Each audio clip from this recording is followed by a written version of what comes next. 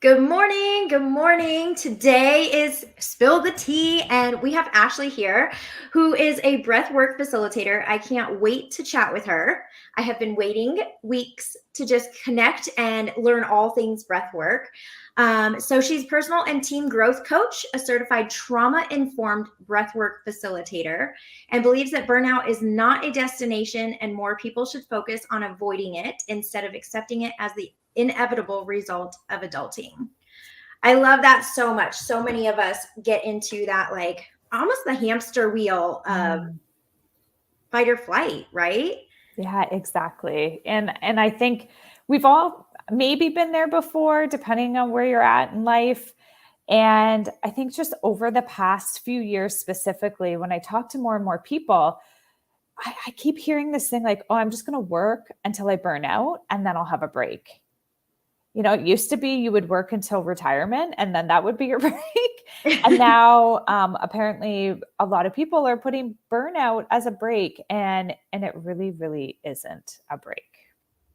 Yes, no, burnout is not a break. It's like, and so Ashlee, tell us a little bit about yourself before we get started and get in the nitty gritty, because I definitely have so many questions for you and breath work and all of the things. But what landed you as a trauma-informed coach as well as a breathwork facilitator? How did this all happen? Tell us about yourself. Yeah, I love that question. Thank you. So for me, it actually, I experienced breathwork like firsthand when I was going through my personal development journey. I was I definitely had a lot of resistance to trying breathwork. I thought breathwork, hypnotherapy, a whole bunch of these different modalities, I put it in the bucket of woo. Okay. And I was like, you know what? I'm not woo. My brain is too logical. I'm a very rational person. Give me solutions that I can understand. And when I actually tried breath work, my mind was blown. That's the only way I can describe it. I remember picking up the phone afterwards and calling people and being like, this is what just happened in my breathwork session. I didn't even know that these emotions were here and that I needed to release this. And most of the people I was talking to just also thought I was making a lot of stuff up, but they were like, yeah, I don't get it. But it was, for me, breathwork became this beautiful blend of science and woo. And that to me really resonated. So the more I started doing it and practicing it for myself, I saw how my nervous system was regulating more, how I was able to more calmly approach stressful situations with ease, how I was so much more clear on what my goals were, where I needed to focus my time and energy. And then I honestly felt better in my body. So when the opportunity came to become a breathwork facilitator and add it into my toolbox to help my clients, I was like, this is a no-brainer for me. I love that. So do you feel like you're woo now? No. So maybe still a touch of woo, but I love the science behind it. I love knowing that your body is going through a process. Your body's nervous system, right? When you do breath work, you're triggering that parasympathetic nervous system. You're going into a rest state. You can reprogram how your brain patterns work, lowering your blood pressure, helping revitalize your organs. All of that is very real that you get with breath work. The nice part and the woo level is that you get yourself into such a calm, meditative state that your subconscious can take over. And that's really where you learn about yourself. You learn how and what to release and what your right next step is. So I'm still that beautiful blend of science and woo. I love that. Well, and I think it's important for some people to really understand the science of it. So, is there different types of breath work? And if so, what type of breath work do you facilitate? Tell me a little bit about the different styles. Yeah. So I think mine, if I had to put it in a box, I would say that I am more of a meditative, guided breath work, I take a softer approach. So it's not, many people might be familiar with like Wim Hof breathing, which is very hard and intense and driven with lots of breath holds. When I do breath work, it's very customized based on the person and their needs. So that's where that trauma informed piece comes in as well. I'm always holding space. Nobody's ever alone when I'm guiding them through breath work. So it would be more of like a feminine approach as opposed to like a overly masculine approach to breath work. And I find that when we do that, the subconscious and the body responds, at least for my clients, really positively and just like opens up to expansion. I can't wait to experience breath work with you. Yes. Because I do also feel like I've experienced multiple types of breath work and have had some really great, downloads. I'm so woo. So it's like I'm on the opposite spectrum. I'm like all the woo, send me all the crystals and all the I'm going to manifest all of it. Right. But I do feel like breath work specifically really helps you tap into that meditative state so much faster than maybe just sitting and trying to meditate sometimes. And I think that that's what's so magical for me when I experience it. What I have also noticed though, is that when I've done some of the more sporty, aggressive breath work modalities, what ends up happening is I just tap out. Like it's almost like I go into that meditative state, and then it's like all of a sudden they're bringing everyone out, and I was like, oh yeah, I forgot to breathe. Like I was breathing through it, but it was like somewhere along the lines of like focusing on that breath. Like I just drop in. Now, what does that mean? Or is there anything that you know about that that's like, is that normal? Did I do it wrong? What is... Yeah, there's no wrong. So I will just like preface with that. So I guess I use breathwork in a couple of different ways with my clients. There's integrative sessions. And so when we talk about an integrative session, these are sessions that I would facilitate and you could use throughout your day at various points. So I call them like more like a quick hit, right? You're about to do an interview, you're about to step on stage. Maybe you're about to have an awkward conversation that you're just not like jazzed about. You can use some breathwork techniques to drop into your body, release that stress, calm yourself down, and then proceed. And those would be anything under 7 minutes. So we kind of say that after 7 minutes of active breathing, your body's going into a meditative state. Oh. So for those integrative sessions, anything like 2 minutes, 5 minutes, anything like that, you are doing integrative breath work. It's really just to like move that energy and really be focused on what you need in that moment. After that, so when we start doing sessions that are 30 minutes long or 60 minutes long, you're not necessarily breathing that whole time. You can drop into that meditative state, almost that hypnosis type state. Now, your body's still doing the work, your body's still breathing, you're still releasing. But I have seen clients where I'm just like, oh, they're not here. Like, they're here. Right. Let me be clear. I didn't send them anywhere.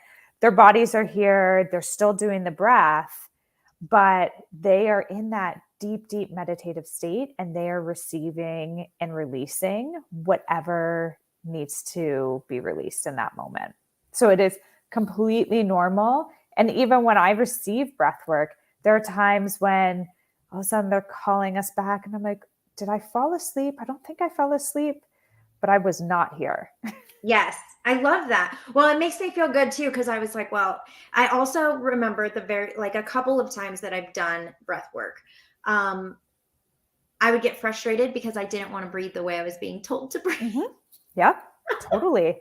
I always preface that with, I'm going to suggest a breath pattern, but one of the most important things with breath work or any type of practice like this, again, this is the trauma-informed lens, is that this is your practice. I am guiding you just like a fitness instructor.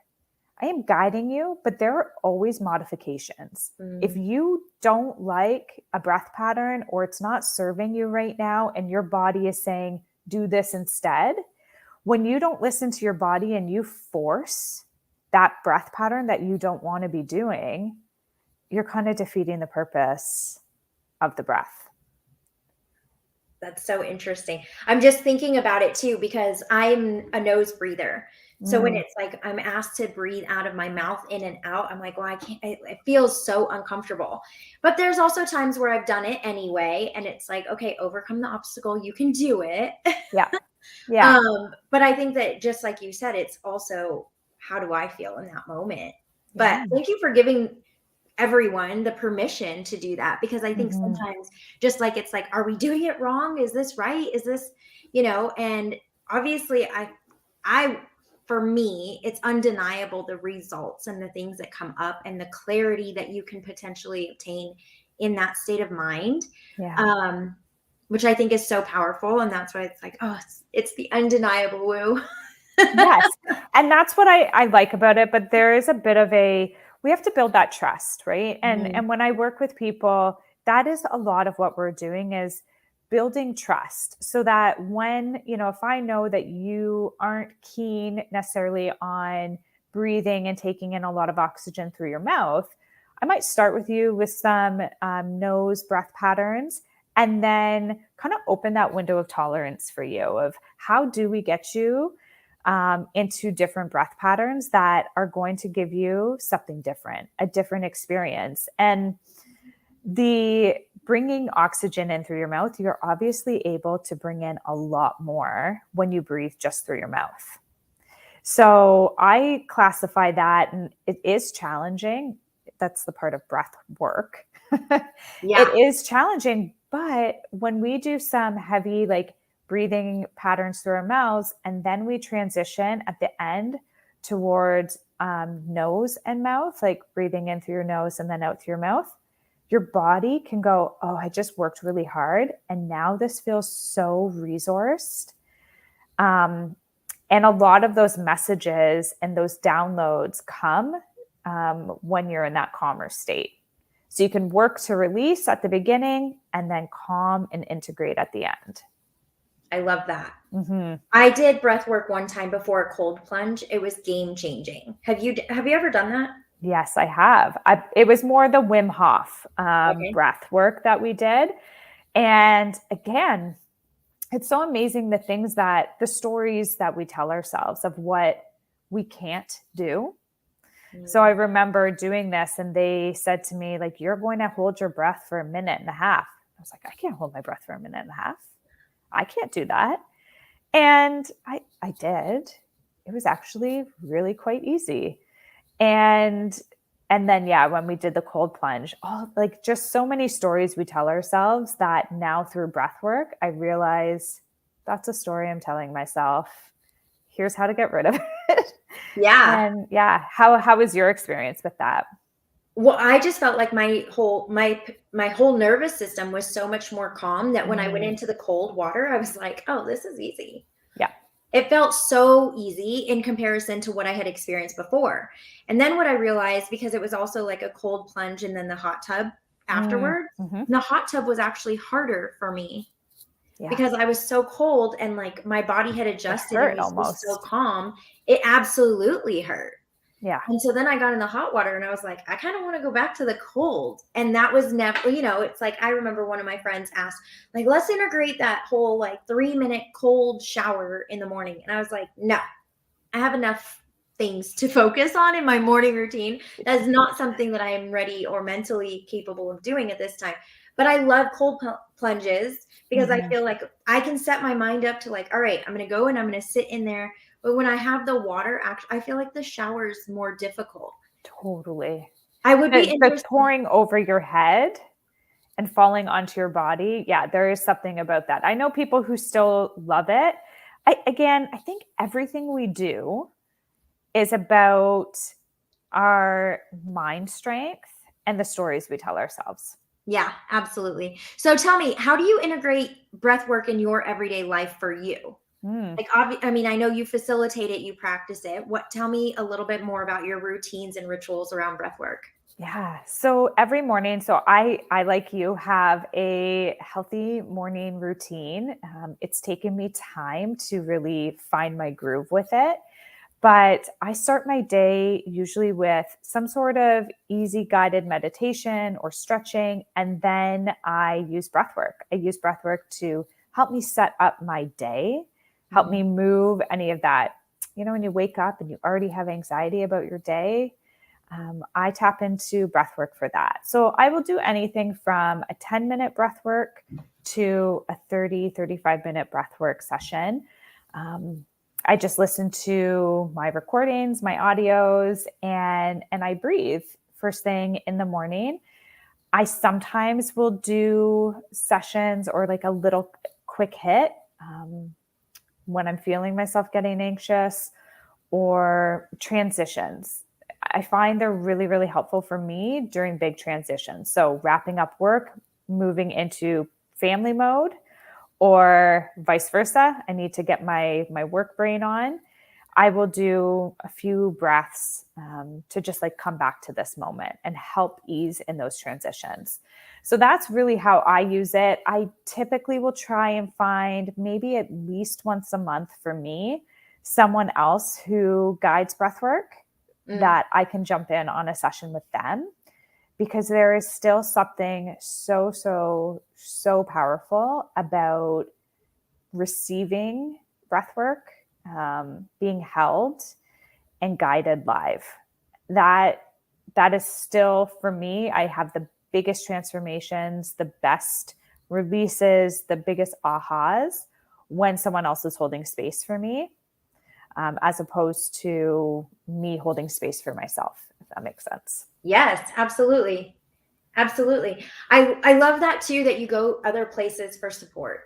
I have to. And I've been, as I was going through my training, and now that I'm holding so many people in the work that I do, sometimes I feel myself, I'm like, oh, I'm under resourced. I've been giving so much that I need to receive, because I'm actually not going to have much left to give. And holding space for so many people, that's a lot of different energy. That's a lot of different conversations and things that we're working through. And I have to make sure that I'm healthy, like emotionally healthy, so that I'm not taking on other people's energy or their traumas and their experiences. I love that word that you used, under resourced. Like, a big one. So how many, okay, so being under resourced is kind of what landed you in this world, right? Totally. So let's talk about that a little bit and just unpack a little bit of your experience that really made you feel like you went into burnout, then you went into recovery mode, and now you're serving others? Or how did that look, and what did that feel like? Yeah, I think so. I will preface, I'm not sure I fully hit burnout. I think that I was lucky that I knew enough to seek support. So I didn't fully burn out.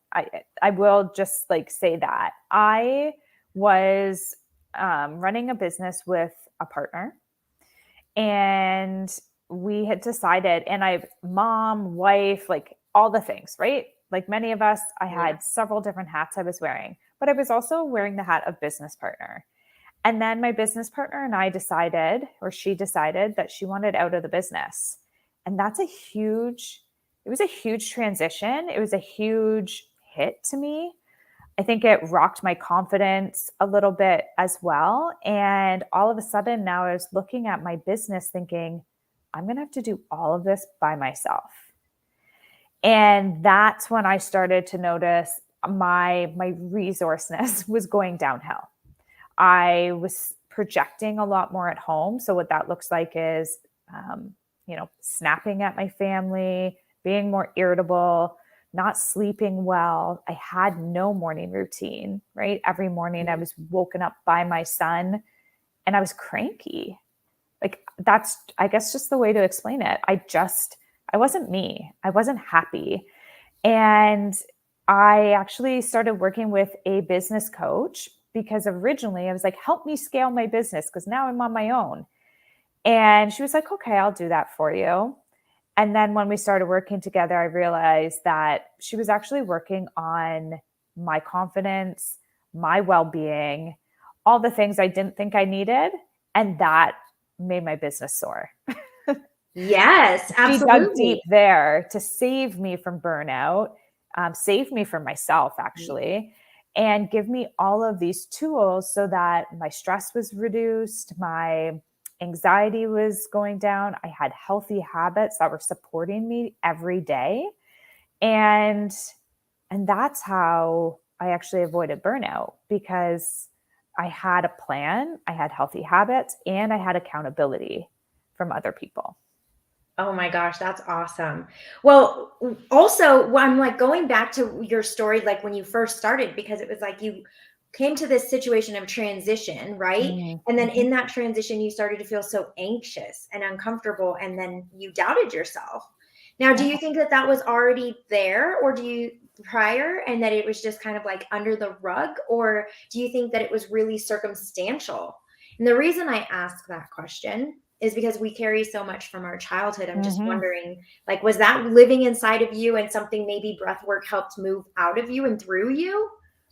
Yeah. So I would definitely say that through my self development journey and especially breath work, I have realized like all the things that I've been carrying. My inner child has just been so exposed the last few years as we like deal with so many things. But yeah, this feeling of not enoughness, the Mm-hmm. feeling of, yeah, not enough, not good enough, not worthy, not valuable enough. All of these things have a root for sure. And they've been there, they've held me back in so many different ways.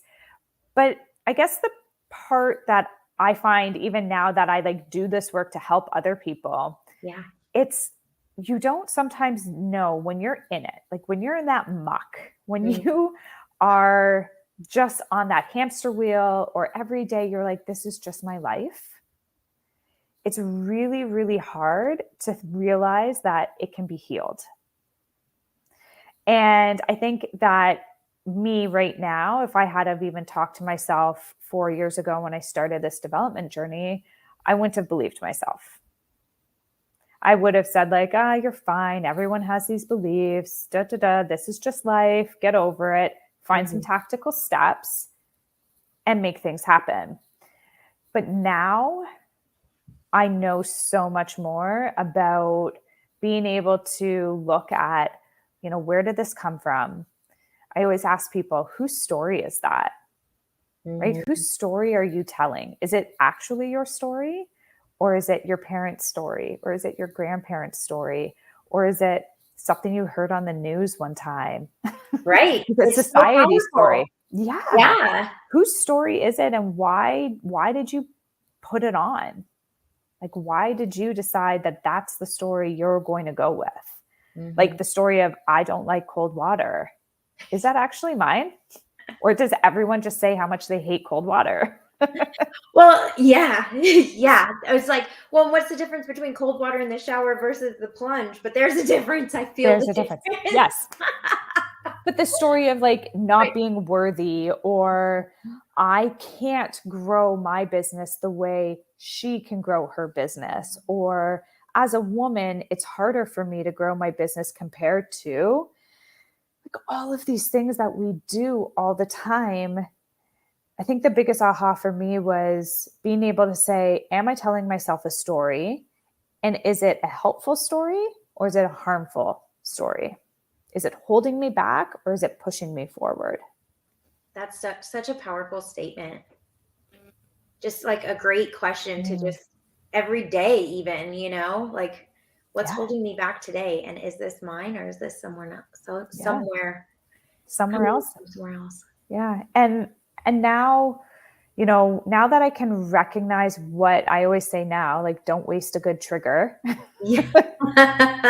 And enjoy it. Be like, ooh, that triggered me. Approach it with curiosity and say, I wonder why that triggered me.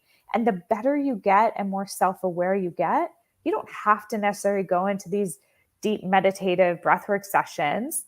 I can actually do a lot of it myself now.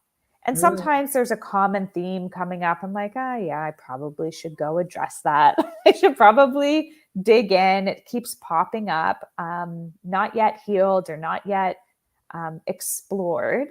So having that curiosity of like, ooh, why did that get me right there in the gut? Or why did that make my face go red? Why did that make me say something that I know better? Well, and I think even, gosh, what a cool thing. Like mindfulness is so huge in this. And I think that what I'm hearing is breath work has helped you become more mindful, Oh, so much right? more mindful. Because Yeah. there's so many times that it's the everyday hamster wheel that we were talking about, that Mm-hmm. when we have those visceral reactions, we sometimes don't even know it. No, you just think it's normal. Mm-hmm. And sometimes I'll do this with my clients when they're like, oh, how do I get rid of something, or how do I know? I always say, like, all of our emotions, all of our experiences are stored in our body. And unless we experience it and release it, it stays in there and then it pops out. The thing Ooh, with that is it pops out. yeah. Let's talk about that though. Like, how does that specific thing that Mm, you're talking about, how does breath work do that? Like, how does yeah. it help you to heal and release? So I really will say too, it's like so good to experience it. But when you go through the breath work and you are focused on just breathing, just really focus on breathing, typically a meditative session. So not talking about those shorter sessions. And your body just, sometimes it'll laugh hysterically. Sometimes you'll cry. Sometimes something will come up and you will just have this release. And when I say release, it's like crying or shaking or anger or frustration. All of those things can happen. Or your hands. Yeah. Your hands get super tight. Like we call them lobster claws. I was Yeah. like trying to think, I was like T-Rex hands. I Yep. couldn't think of the word, but I was like trying to think of the dinosaur. So I was like, look, Yeah. Yeah. it's Yeah. I was like, this. and I knew exactly what you're doing. I'm like, oh yeah, she's doing lobster claws. So what's happening there is we're actually, when you are over oxygenating your body, you're changing that pH balance of your blood.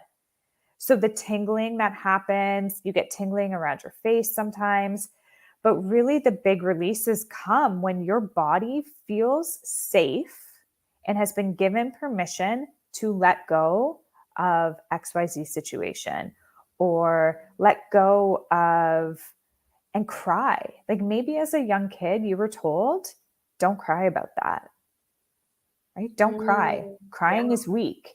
So you've stored all of this not crying. And so you go through a breathwork session. I have a lot of people who are like, I didn't even know like why I was crying. I'm like, that's okay. You don't have to know, but your body needed to release it. And that's okay. Right? I've had people who are laughing and crying at the same time. I've had people where they're just so angry, pounding their fists on the ground while they're breathing. And afterwards, they just feel flooded with joy. So that's releasing old stuff that's stored in your body and teaching your body that you don't have to keep it. Right? I could walk you through so many different, situations that we've all probably been in. Like you're late and you're stuck in rush hour traffic and nobody's driving or they're cutting you off.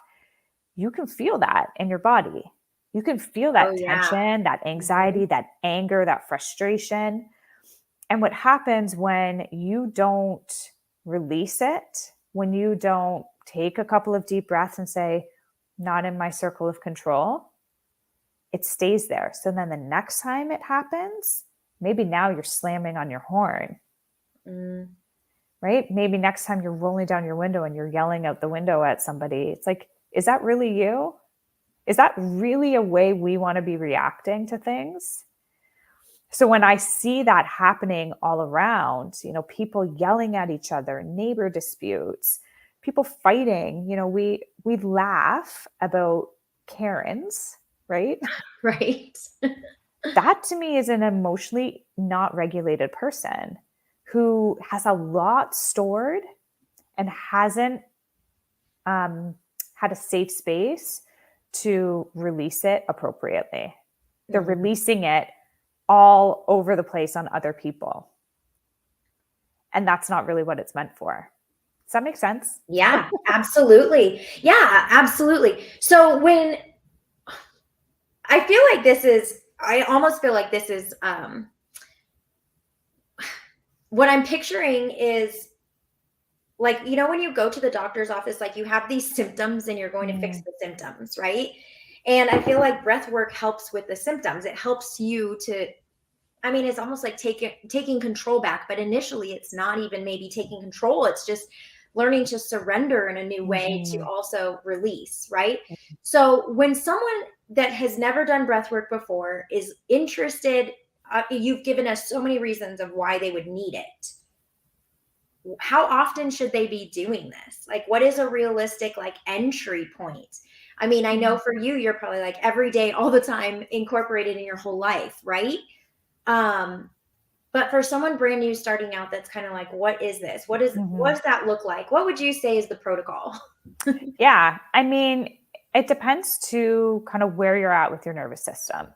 So if you are so wound and you're that person, like I just described, that's like yelling and honking the horn and doing all the things, maybe yelling at your kids all the time, I would say that we would start with some integrative sessions. Like get your body, like really ease our way into it. Get your body used to, oh, I can calm myself down. Oh, it's safe to feel this way. And even if you did 1 or 2 sessions a week, even 1 a week, just to get started, where you were being held and guided by someone, just to practice what it feels like to go from an activated state to a calm state. And that way too, you have the opportunity to ask questions like, hey, I'm feeling tingly, or that made me feel a little bit lightheaded. You have someone there to troubleshoot with you. It's like going to the gym and trying to lift weights for the first time, but having no clue how much or how long or, what muscles to even work. Right. That's kind of the thing. So starting with, a few shorter sessions and then expanding, right? Building up that trust so that, okay, we can go from like 5 minutes to 10 minutes to 15 minutes. And you're slowly opening up that window of tolerance so that your body's like, okay, I can do this. And actually, it feels really good to do this. I'm excited to do this. I love that. Okay, so that's entry level. So my next question is like, you have that masculine, like hype up energy, super addicted to competition, and they're like, give it to me all. I want everything to release and I want everything right now. What do you say? What is the thought? I'd probably take a big deep breath. Just kidding. Yeah, I would say that you can start getting into more of those meditative sessions. Start creating a daily practice for yourself, whether it's first thing in the morning or right before bed, transitions during your day, like those sorts of things you can do on your own. If you are like, I really want to keep this, like this momentum going. And then using meditative sessions to look for those transformation moments like that. I'm ready to release. I've got this limiting belief. Why is it here? Where is it from? Let me let it go. That sort of practice would be the next level for you. So do you think that breath work is similar, and it may or may not be, but do you think it's similar to meditation in the fact, like, do you have your clients set an intention prior to entering the session? Yeah, for sure. So, or we do it together. So that's typically what I would do. And when I work with my clients one-on-one, I know what our goals are, right? I know what they're dealing with and that. So I can sometimes anticipate too what the intention's going to be, or we're building session after session. Sometimes they can come to me and say, listen, like I had one yesterday, like my daughter's coming home from camp and it's been really nice not having her here. And I'm a little bit nervous because of the fighting. Oh, And so having that anxiety about family drama or having anxiety about tension. So, we were able to shift and just say, like, how do we want to show up? What's the intention for when your daughter comes home? And the intention is just to like meet her with kindness, create space for her where she feels welcomed. And, being able to shift that energy from scared, tense to I'm excited and I'm open. yeah. And even just in like a 30-minute session, that light, like having that lightness in the body and change of mindset was all it took. That's so cool. That is so cool. Yeah, I love it. I love also bearing witness to other people's growth, right? Not that I'm not doing anything, but the work is yours to do. Yeah. Like a personal trainer, I'm not lifting the weights for you. I'm not eating the right food for you. You're doing that. I'm just giving you the space and I'm helping guide people so that they feel empowered to get where they want to go. Absolutely. Absolutely. Okay. So what does it look like to work with you, Ashlee? Yeah. So I have a couple of different programs. I actually run a breathwork group. So that's more for those like entry level people who want the accountability of ongoing breath work. So we meet 8 times a month, twice a week, and I guide people through live sessions. How long are those sessions? Those are half an hour. Oh, cool. Okay. Yeah. So we do, sometimes it's first thing in the morning to set our day. Sometimes we meet midday to move that like workday stress. And sometimes we do sessions right before bed at night. So it's really cool, different intentions each time.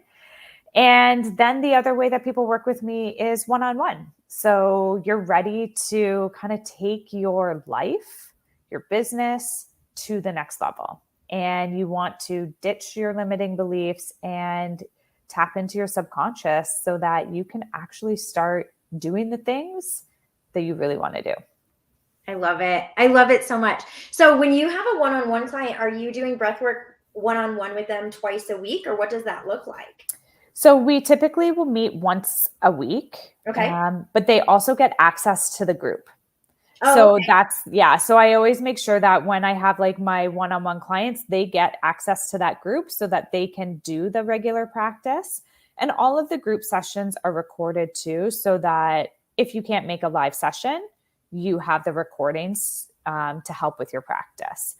And then the one-on-ones are, curated, they're private, and that's for us to really dig in and tackle your blocks. I love it so much. Okay, so how does everyone find you? Is it better to reach you on Instagram, or is it a website? Yeah, I'm very active on Instagram, so you can always find me there, Ashlee.Livingstone. Make sure it's Ashlee with 2 E's. Yes, Ashlee with 2 E's. You won't find me if it's Ashlee with EY.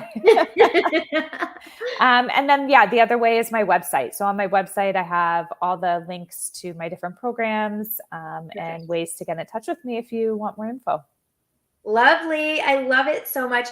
I love that you're doing this work and that you're just helping other people feel more calm in their bodies. Yeah, it's for me, that's, when people are like, what's your purpose? I'm not totally sure. I'm like set on everyone's got one purpose. But right now for me, this impact feels really, really good. When my clients finish a session and say that they feel lighter, or their headache is gone, or they slept amazing after a session, like that to me is just helping the well-being of other people, right? I'm not necessarily going to be able to change the world, but if I can help women who are raising kids and running businesses, and even men, just be more present and in their lives, I think that there's going to be a ripple effect. Absolutely. And you are changing the world as you change each of us. Yeah. So Yeah. it's absolutely beautiful. Thank Beautiful, you. beautiful. Thank you so much for being here today and having this conversation and just sharing all things breath work. Yeah, thank you for having me. I really appreciate it. And obviously, I love it. So I could talk about Yes. it all day. Yes. I encourage everyone to go check out Ashlee's Instagram and get in touch with her to get a session on the books. You Thanks, won't Teresa. regret it.